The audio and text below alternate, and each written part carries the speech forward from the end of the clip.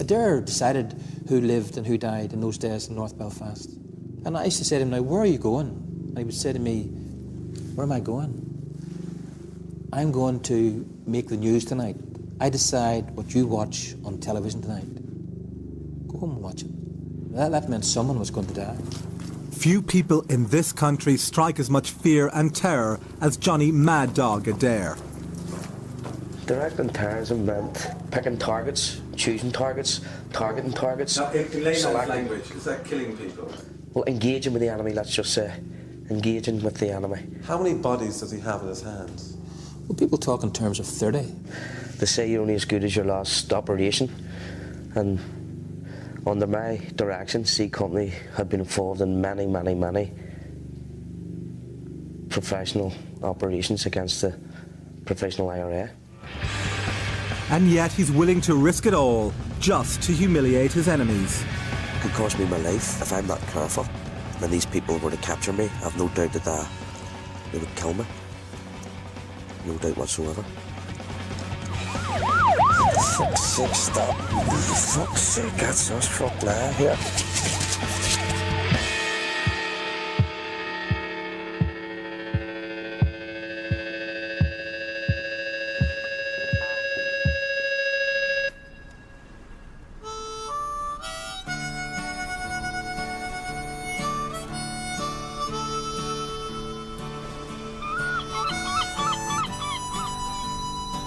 Over a 20-year reign, Adair directed more than 40 killings and hundreds of attempted murders. Today he's living in exile in Britain, looking for a new place to call home. I met my love by the gasworks wall. Banished from his Belfast home after a murderous feud with other loyalist paramilitary leaders, Adair and son Jonathan, known as Mad Pup, have teamed up with gangster Mark Scarface Morrison. The quiet seaside town of Ayr is no stranger to visitors from across the water in Northern Ireland. But recently the landmark Station Hotel found itself playing host to some less welcome guests. Excuse me, turn that camera off. About 30 loyalist paramilitaries on the run and less than keen on being observed.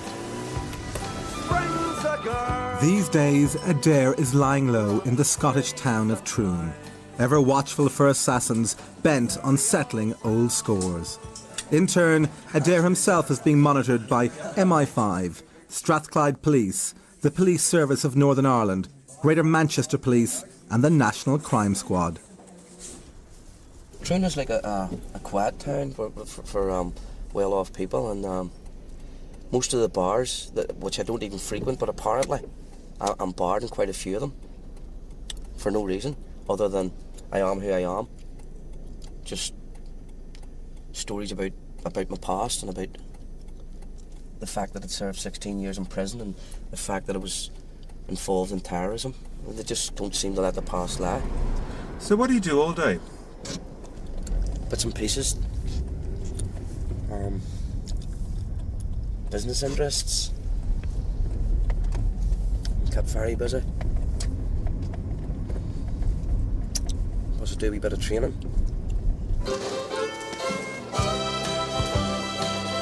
Johnny Adair won't talk about his business interests. He says he survives on benefits and the goodwill of loyal friends. Adair, who like Lady Thatcher and the Queen, refers to himself in the third person, denies being a major drug dealer, though son Jonathan has served time for selling heroin and crack cocaine.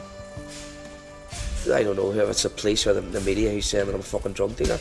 How could someone like Johnny Adair possibly fucking dealing drugs? How could someone like Johnny Adair possibly be any way associated with him? Johnny Adair, I have no doubt, is under 24 hour surveillance by the special branch, no matter is it here in Scotland or if it's in Manchester or back home in Belfast. Without, I mean, that would be a fact. So I mean, it would be suicide for me to try anything illegal, let alone drugs. The only drugs Johnny Adair admits to taking are bodybuilding steroids. Do I take steroids? Well, does Popeye take spinach? As a teenager, when I was involved in street clashes. I had a number of head wounds where I'd been hit with battles, stones, hurley sticks and hammers. I'd been hit there with a hurley bat of fighting Catholic youths, and here I was smashed with a hammer.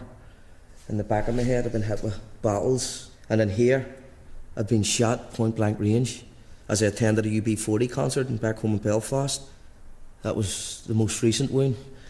And 10 years ago, the IRA riddled my car, and they just grazed me here. I was lucky, I was just grazed there on the side. And then some 20 years ago, I was stabbed in the back, here, which resulted in me having to have my spleen removed. And I've been stabbed there with nationalist youths and street clashes with them. And just all in all, I had scars about my face and teeth knocked out as a result of fighting. The actual gunman that I now understand, the actual guy pulled the trigger, is himself dead, but he committed suicide whilst living down in Dublin. One of the other ones that physically assaulted me that night was himself murdered by the provisional IRA using the cover name of Direct Action Against Drugs. So they're dead again, and I'm still alive. A lot of your adversaries, a lot of the people who are trying to kill you are dead. Themselves, without me having to fire a shot at them. Interesting indeed, isn't it? I'd like to see what will happen to the people that they're still around. Only Johnny Adair knows how many bodies lie at his feet. He claims those days are behind him. But many believe he's now operating as a gangster under the directing hand of a Scottish underworld godfather. Adair's enemies, and he has many, are watching their backs.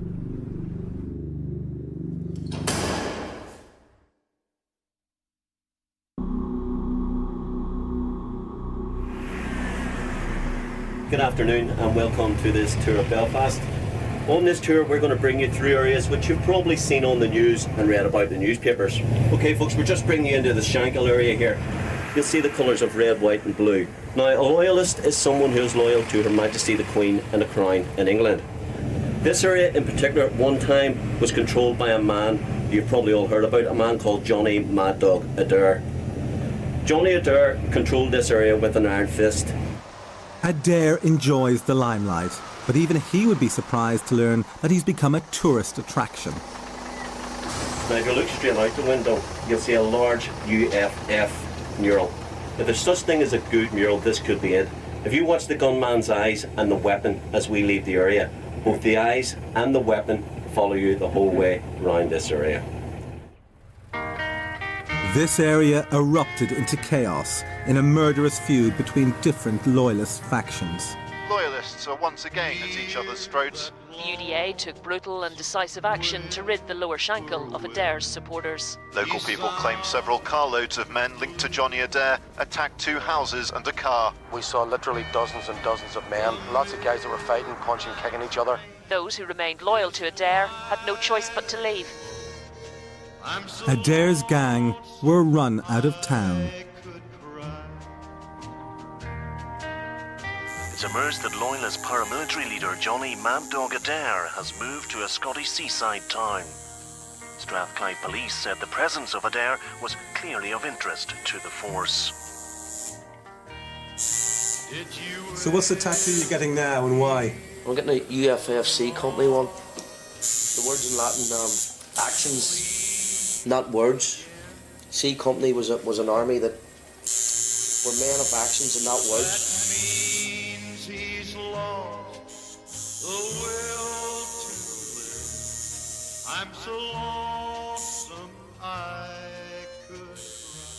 The machine itself, I suppose it's like a gun, really. Like the needle, it doesn't actually, cut you. It punches your skin. But a lot of people take it better than others. I think you're in pain there, to be fair. I think you're just being brave. It is, it's sore. Of course it's sore. The land if I said it wasn't. You're not going to faint? No, I hope not. I've got a Chelsea football I know, tattoo. and you fainted. You don't my tattoo? But you're not a brave heart, Donal. I know. You're an Irish Celt. Jonathan can't disguise the pain as well as his dad, though as a teenager in Belfast, he did suffer an agonising punishment shooting for antisocial behaviour, widely accepted to have been ordered by his father. What did they do to you? I was took up an alley and I was told to sit on the ground, kneeling down with my back against the wall. He showed me putting the bullets in their gun. I just told him, listen, just get over and done with. You said get it over quickly. I just don't want to be waiting about, thinking about it, you know what I mean? Before I knew it was shot. And where did they shoot you? Both calves. And he just left me and I tried to get up and walk, but I walked a bit, but I ended up falling again. Any scars? Yeah? Mm-hmm. And that was basically and the same in the other leg, yeah? Same in the other leg, yeah. But that was through my tattoo. It was a bit raging that, like. It was through the, you know what I mean? See it there? Yeah. Well, I'll tell you the truth, it wasn't that bad, it wasn't in my calves, no, different with my kneecaps. That's off lately, getting that. And the police say, who did it? Oh, I just told him to go away. None of business. Well, I think Jonathan was man enough to take his punishment, and he realised that he wasn't getting any special treatment because I was his father. He was just treated the way any other teenager in that area would be dealt with if they crossed the paramilitaries. But despite the family's best efforts, Jonathan went on to become a drug dealer. 19-year-old Jonathan Adair faces 10 separate charges of conspiracy to supply and supplying Class A drugs. Jonathan Adair sold heroin and crack cocaine to undercover police officers. Gina Adair, seen here in a white hood, appeared at Bolton Magistrates Court charged with conspiracy to supply heroin, cocaine and crack cocaine. The shadow of drugs has followed Adair, his family and his organisation. It's accepted that your organisation finances activities to the tune of millions of pounds, fund your political operations and your military operations by racketeering, extortion and drugs. That's accepted. That's not a fact. That's a fact. Okay, yes, right. With loyalists and Republicans, of absolutely. course. So because of the organisation involvement in drugs, racketeering and extortion, presumably, you know, it's no wonder people think, you know, Johnny Adair, well, his organisation ran drugs, extortion, everything else. You know, now the next business is going to be drugs for you in Scotland. Yeah. But what the people just need to look at my background and other so-called loyalist backgrounds and see who has the wealth. Johnny Adair doesn't have the wealth. Johnny Adair was a soldier, a freedom fighter. But nowadays, money was never his god. That's true, but nowadays people say, listen, he had the expertise to run an organisation that ran millions of pounds of extortion. Are you going to take those big multi-million pound extortion drug operations to Scotland? No. To Britain? No. To Bolton? No, because of breaking the law. Okay, but you know, the sense then they say Jonathan's locked in there, he's done this time. Yes, and he'll not be doing it again. Jonathan, quite foolishly, got involved with drugs in Bolton, and as a result, he received 5 years in prison. It done him the world of good. He's out now, he's clear of drugs, and he'll never go down that road again. Neither will his father. You won't be kneecapping him if he gets involved again, will you? Absolutely not. Adair's buddy in Scotland, Mark Scarface Morrison, is not a terrorist. He's what police call an ODC, an ordinary decent criminal. His 64 convictions include assault and fraud. He's known as an underworld fixer. But today, Morrison is happy to call himself a consultant. So would you be the consultant in the street sense? Well, allegedly. I'm a...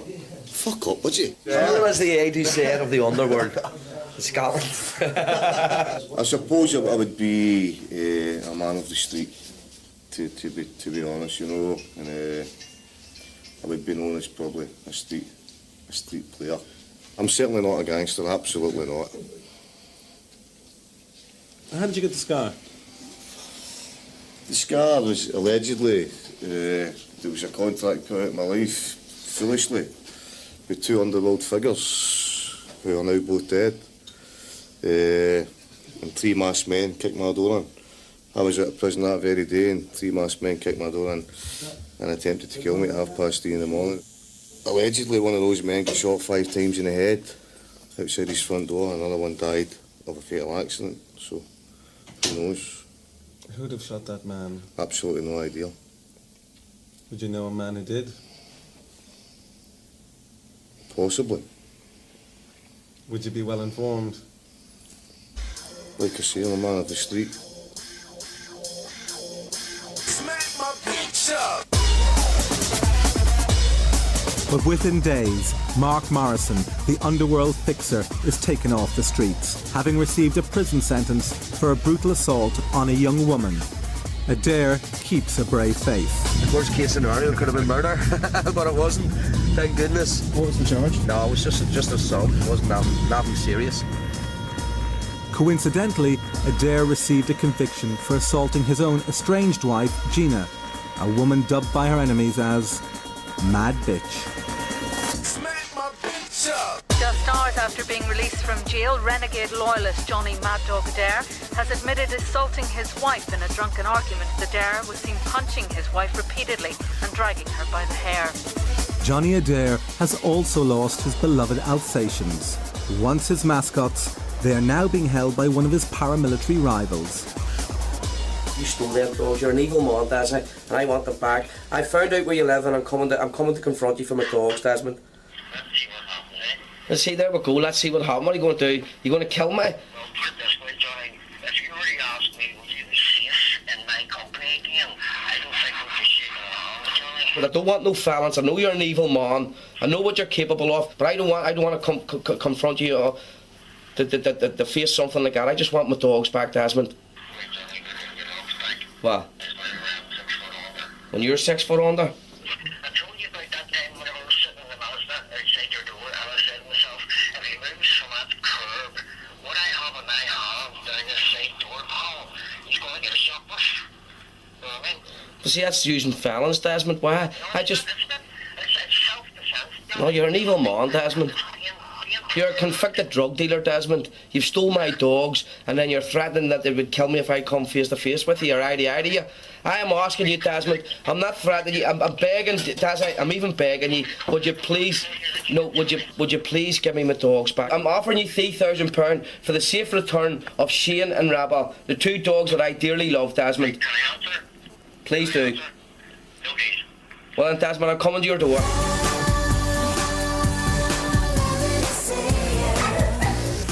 Meanwhile, in exile in Scotland, Mad Dog Adair is looking for a new friend.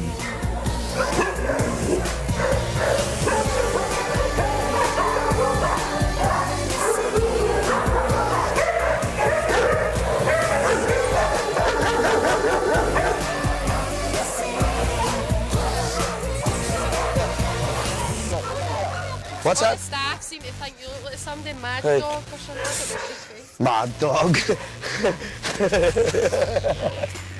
No, she said some of the staff think you look like somebody called Mad Dog. I love German Shepherds, and that's why I'm here today, hopefully to get another one. And this wee one here looks perfect.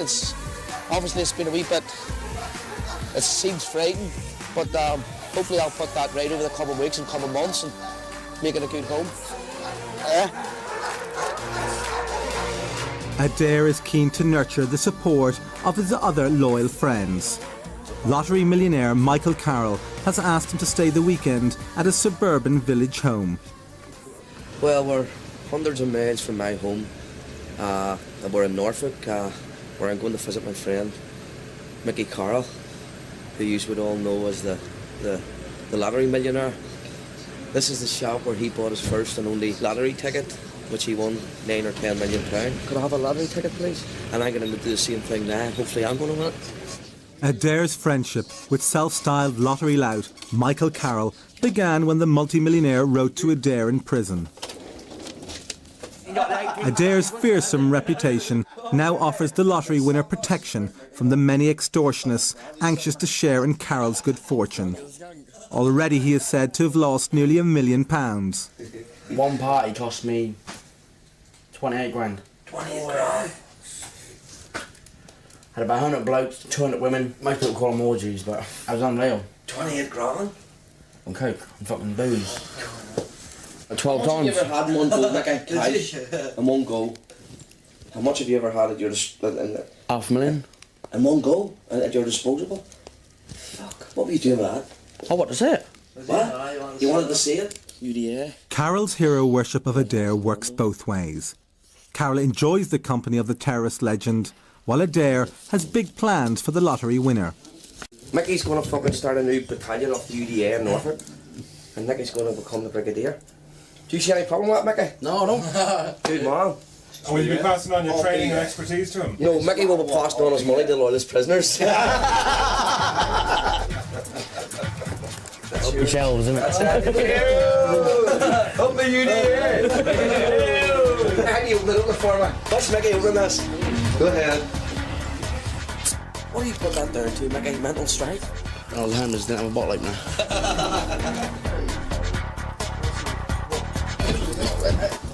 In the loft conversion of the lottery winner's home is a secret room.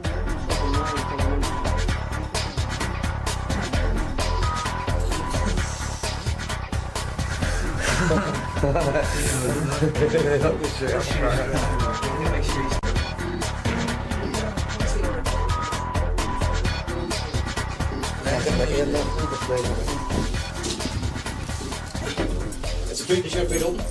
The wrong way around, John. Inside out.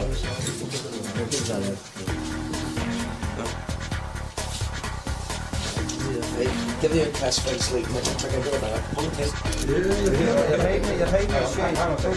Oh, yes, that's right. Oh, yes. That's okay. Well, we're still loyalists anyway.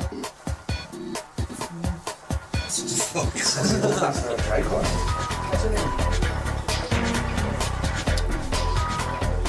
Then do him with the hat on back to front and do him without the glasses. Adair orders photos to be taken, a permanent record of the occasion. Get the fist out, Mickey. Only your arms like that. This is cool as fuck, yeah. But this friendship was to be short-lived. Days later, millionaire Carroll traded his detached home for a prison cell after pleading guilty to a vicious assault on a group of young Christians at a gospel concert.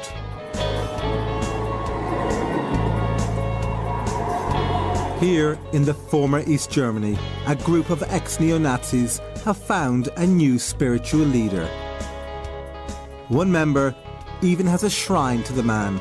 Jonty is a good friend of mine, and I like him and his lifestyle, and he's a great man with his charisma, and he smiles every time, and he's so funny, and that's the reason why I have a shrine for him, and to see him every day and let him know he have friends here and they will stand by him forever. He's simply Jonty and he's the best. They've issued an invitation to Adair to visit them in Dresden, and the terrorist leader has accepted.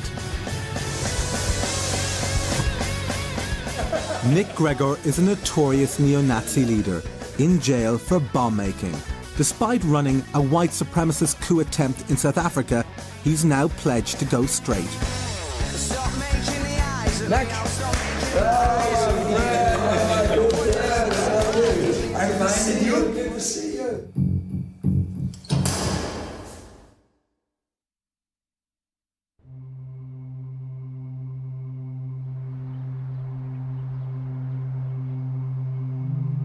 Johnny Mad Dog Adair is visiting a loyal supporter inside a German prison. Nick Gregor is a convicted neo-Nazi leader trained in bomb-making. I have all the posters of you and photographs. It looks like it looks my cell looks like an UFF headquarters. I guess. I thought we need someone like Jonty over here to lead us, and we couldn't find someone like Jonty over here, so we was going to Jonty. You know what I mean? So that's we chose him to be our chief.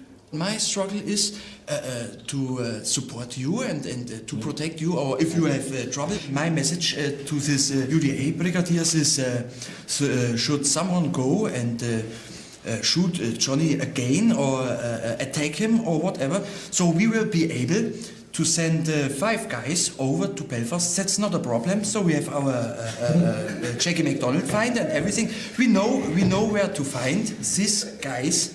That's not a problem. And we don't need an army to carry out a punishment, beating or something like that. we only need a small group of volunteers, and these are guys, they are very well experienced in carrying out punishment beatings and whatever. I know how to create a landmine, you know, or a pipe bomb, and all these things, bobby trap bomb, or you know, all these things. I got teach the things when I was in South Africa in a training camp, and all this stuff. I know how to do this. So I just want to say we have the know-how to carry out a punishment beating even in Belfast. That's not a problem. Yeah, Johnny, that's us. you have to enjoy the day. Yes. Maybe you bring him to a nightclub, and he can use the money in the nightclub. Yeah, maybe you have to test a German woman. Yes, of course. After acting as Adair's bodyguard in Bolton, Mick Gregor was banned from entering the United Kingdom.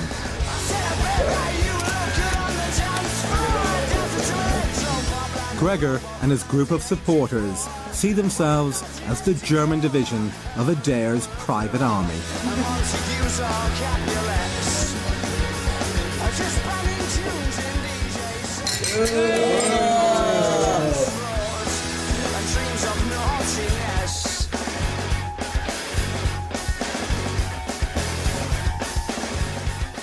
All these photos. Christian, you must be really passionate about me and my family. Oh, yeah. Yeah, look, there's my children. I wonder who this is. That's you. That's you. That's you. It's Tina. That's you. Adair basks in his international support, a legendary terrorist pin-up assured of his place in history. But he is far from being yesterday's man. Some fear that Adair is already taking his battlefield skills to underworld Britain. Adair is as much a threat today. Anywhere he lives, if it be at Bolton, Edinburgh, he will always be a threat. He's a gangster wrapped in a Union Jack. That's all he is.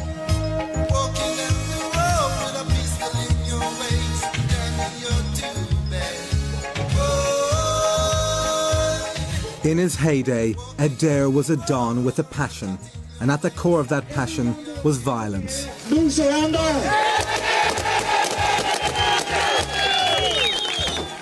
I fucking loved it. I loved it. I thrived of it. It was my life, Foxy. Of course I loved it. I fucking just was married to it, that organisation. I lived, slept, dreamed, breathed that organisation. That's just the way I was. Under Adair's direction, C Company are understood to have been responsible for over 40 murders and hundreds of attempted murders. He rarely gave interviews, but could never pass up a good photo opportunity. At his peak, Adair seemed untouchable. Adair didn't have to ask permission from anyone to do anything. He thought nothing of handing the volunteer £100 or £200 to walk his dogs. Instantly recognisable, Adair made an easy target. On an outing to see his favourite band, UB40, he was shot at point-blank range. And do you feel you've been quite lucky? I mean, the shot in the head, I mean, it could have been a whole lot worse. There's not many people get shot in the back of the head and walk away. A bullet in the head wasn't enough to stop Adair running an empire built on drugs, extortion, prostitution, money laundering, and the distribution of weapons. Adair had to be stopped. I told him, I'll put you in jail. And he just said to me, you have to catch me first. Jonty Brown led the team who built the case against Adair. The terrorist leader was tailed, bugged and interrogated until finally Jonty got his man. Mad Dog was snared. They started squealing and shouting with their guns and pointing them on all us for to open the doors. The next thing they started banging at the back windows. The next thing the back windows went in and they just grabbed everybody that was here. Now, 12 years later, Adair is free and Jonty Brown is in nervous retirement. He isn't joking, Hey. He claims Adair tried to bomb his house, something the terrorist leader denies. Today they've come face to face at a neutral location in Manchester. Today they've come face to face at a neutral location in Manchester. Jonty Brown comes with a message. Security is on hand just in case. Who's your two friends, Mr. Brown? You're not frightened me, are you? No, indeed I'm not. Well, why do you bring Never security? was. You falsely accuse me of a bomb in your house. If your home is attacked in the manner that mine was attacked... And my home's been attacked more times than yours. Once, that's true. To take you out or to put you down in jail was a policing imperative. But my pursuit of you was professional, not personal. It should never be taken to a family. Well, you took it to my family, didn't you? Go ahead, tell He's me. raided my house on a number of occasions. He's smashed my doors in. He's sledgehammered my doors in. Comes with the job. He's handcuffed me. He's handcuffed my wife. He's took us away to holding centres and held us for days upon days. Whether you're involved in crime by way of terrorism, gangsterism, drug dealing, prostitution, you'll suffer house searches. If you put yourself in a frame for directing terrorists, you can't complain when a detective sergeant comes after you like an Exocet missile. Jonty's message turns out to be a warning. If you go back to Northern Ireland, you'll be shot dead. As simple as that. I would say there'd be people lying, queuing up to kill you. The UDA, as we speak, they're trying to whack you. They don't care whether it's in Bolton or Troon or wherever, but they'll get to you. Talk is cheap, Jonty. It's easy to jump on the stage and read out statements that we're going to kill you, Johnny, Adair. I've heard it all before throughout the years. Action speaks louder than words. And if you don't watch yourself, you're going to end up dead. And why? Life's too short. Life is too short. There's more to life than loyalism. But Adair doesn't take kindly to being told where he can and cannot go. 6 of the so-called brigadiers threatened to have me murdered. To date, 2 of these so-called brigadiers are now themselves 6 foot under, dead, and Johnny Adair still standing here talking. Johnny Adair will return home soon. Jonty Brown has warned that should Adair return to Belfast, he will be killed. This sparks an idea for an ambitious yet potentially deadly stunt designed to humiliate the very people that are threatening him. He's hatching a plan that puts 2 fingers up to those baying for his blood. What I always say, he who laughs last will laugh the longest. And what goes around will come around.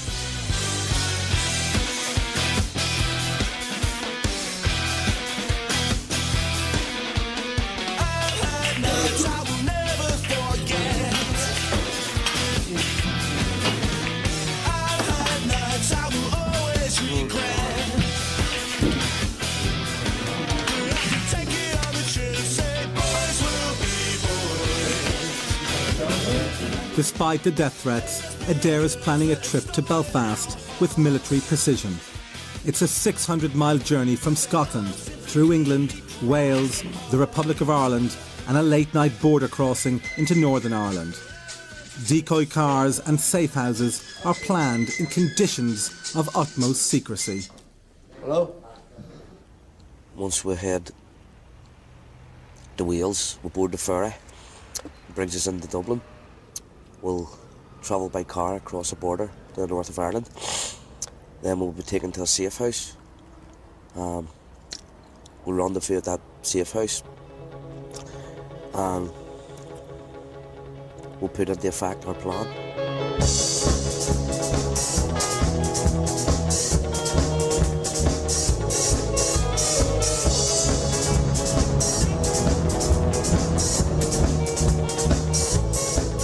Cost me my life. If I'm not careful, then these people were to capture me, I've no doubt that they would kill me. No doubt whatsoever.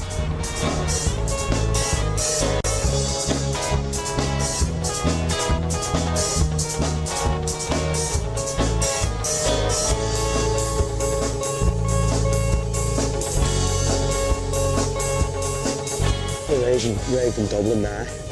I'm hoping that the RD don't stop me on the way through, because if they do, I believe they'll alert the PSN I'm north of the border, and obviously they will put me under some sort of surveillance, and this is what I don't want. I want to be able to go in.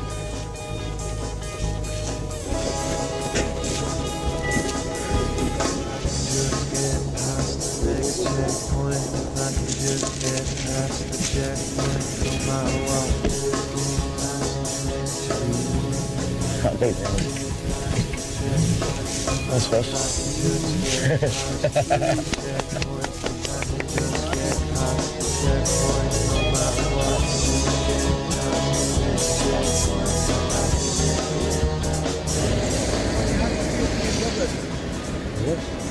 Rotten. Rotten.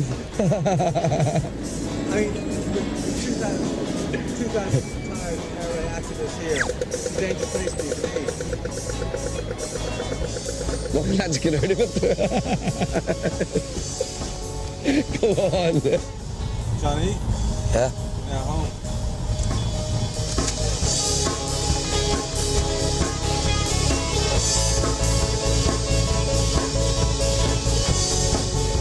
Is it right? No. Go on there. Come on by him. You see, turn around right there a wee bit. See, right. Go turn down, like, go around. See, you don't know what they're doing, they're driving. Do what I say, turn right round. Fire through right on round. Right on?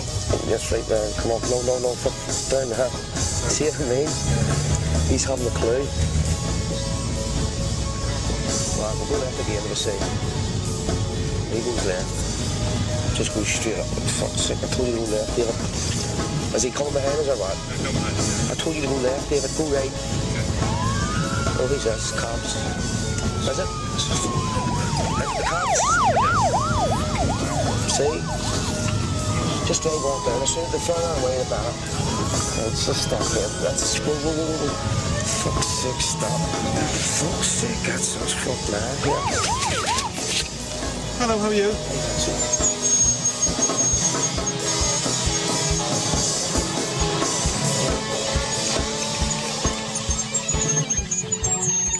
I'm off 3 seconds. Sure, yeah, that's fine. We reserve our right to film whenever you want to film. So today I'll shoot a step like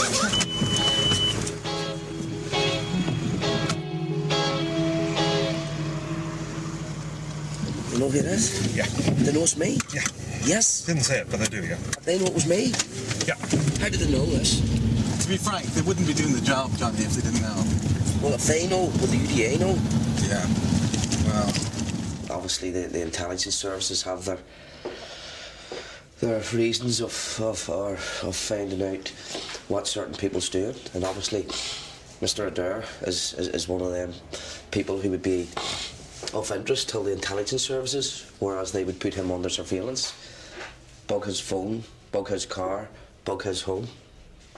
That's probably one of the reasons why we were stopped, just coming out of the Shankill estate there. My fear is now, would the police leak to my enemies that I am in the country? I don't know, but I'll not let it hinder what my plans are to do. Who's that guy there? Right, just you go over there. Coming entering the lower Shankill now. This is where I used to live. And this is where my family was exiled from 3 years ago when I was returned to prison. It was an area that I loved, and the people in it I loved. This used to be my homeland. This here was a badge that I'm proud of. At one time I was God in this community, and now sadly, the people who are now in charge violently turned on me and my family and my friends. And sadly this area is now controlled by drug dealers, rapists, housebreakers, and just petty criminals. It feels strange, and it feels that the place is it's not what it was 3 years ago. It doesn't have the same atmosphere about it. I feel distant from it now. I feel, obviously, because the people that's in charge here now, I believe that they've ruined the community. They've erased everything to do with our culture in terms of murals and flags and everything to do with our culture. It's been erased.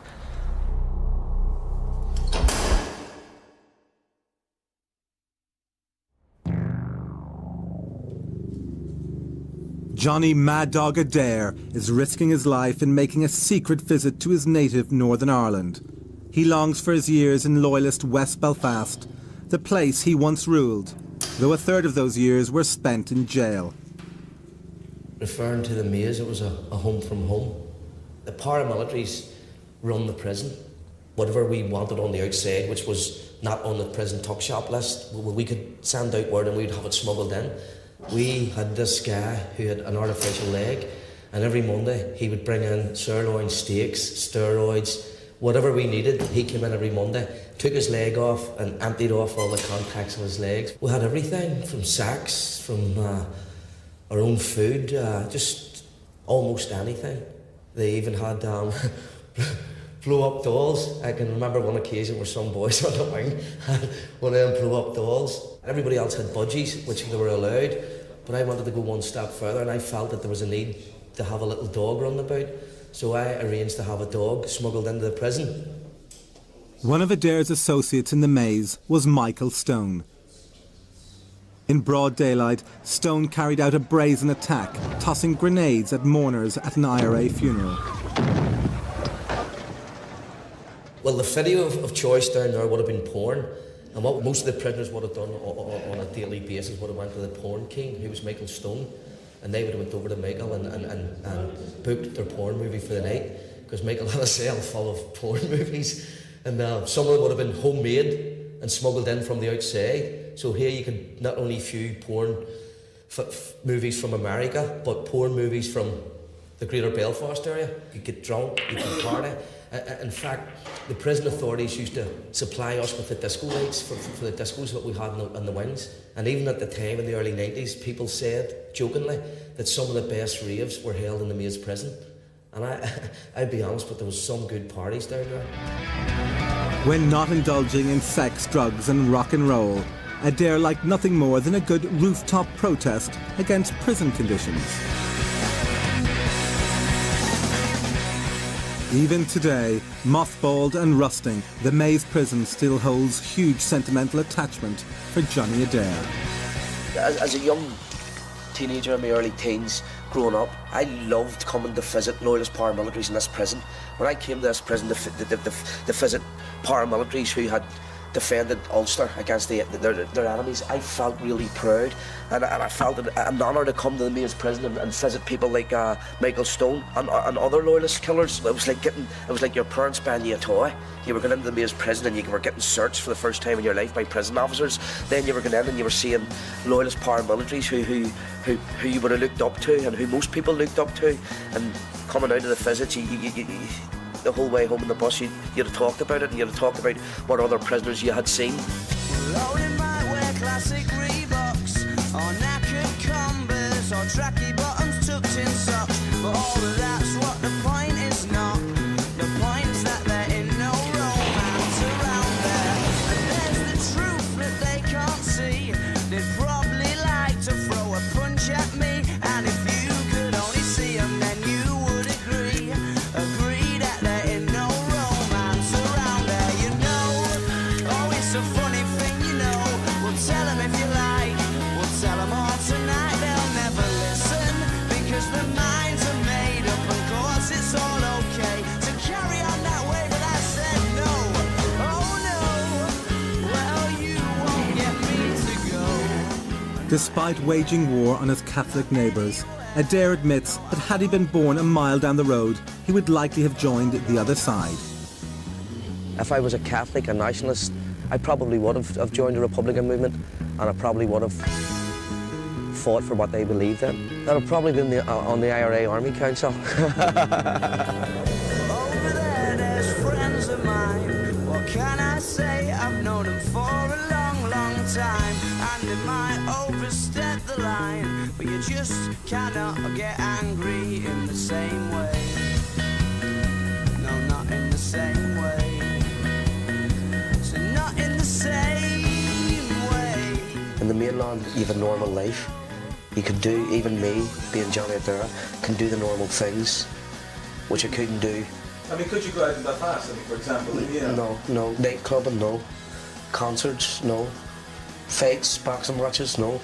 I've had the best times of my life since I've been over in England and in Scotland, but it's not home. But will these newfound freedoms allow Adair to bring his military and criminal skills to mainland Britain? The authorities are ever vigilant. He wouldn't serve me. And I ask him why, and he says because a photograph has been distributed and I've been told not to serve me. What's going to happen to the guy who takes you out? He'd be probably held and treated as a hero in some small, smelly, dingy pub with about half a dozen people drinking it. Until Nick, the Nazi, comes over to take him out. Well, Nick says that if anything happened to me, he would most definitely come and do something about it. What's going to be on the tombstone? Johnny Adair, volunteer. Johnny Adair, soldier. Johnny Adair, gangster. Johnny Adair, from volunteer to brigadier, no surrender, quite separated. Simply the best. It's the end of the film, Johnny. It's the end of the road. The final chapter has yet to be written, Mr. MacIntyre. Until that chapter is written, Johnny Adair is resigned to moving from town to town throughout the length and breadth of Britain. Rome was never built in a week. And one day, hopefully, myself, my family, and my close friends will return to our homeland. I'm only marking time here in Scotland. I will be going home to my native Ulster. I don't know when. It could be a week, it could be a month, it could be a year, it could be 3 years. But I'll be back one day, and my son will be with me. Yet, wherever Mad Dog goes, his bloody past means he must remain ever vigilant for an assassin's bullet.